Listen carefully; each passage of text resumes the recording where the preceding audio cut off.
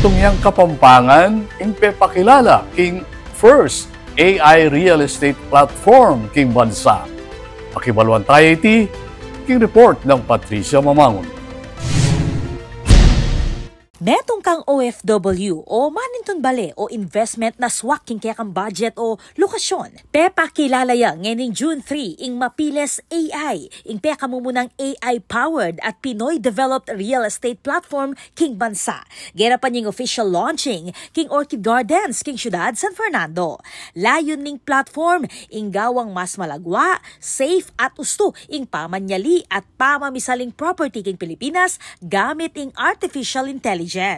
Ing Mapiles AI, binuune ning real estate technopreneur ay Engineer Joliver Mapiles. Ang mga kababayan natin, they will just enter yung kanilang sweldo or meron silang option ang i-enter nila yung budget nila. Tapos yung location na gusto nila kung anong lalawigan, anong province, at anong city or town. And eventually, ang AI na po namin ang magmamatch kung anong property ang swak po sa kanila. So hindi na mag-iisip yung mga kababayan natin kasi minsan 'di ba nakikita nila sa Facebook gusto ko 'yan.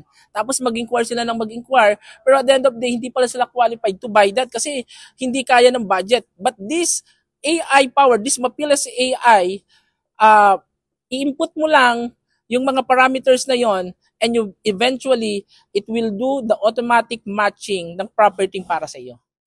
Akit keti ing automated property matching, agpangking panakitan, budget at burimong lokasyon.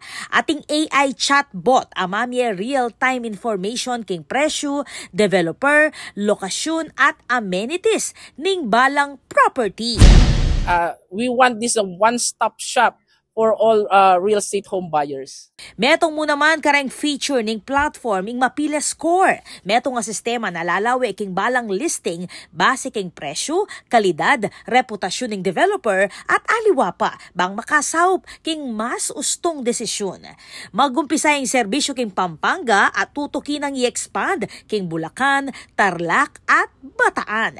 Target ning Mapiles AI ing nationwide rollout bayo mayari ing banwa.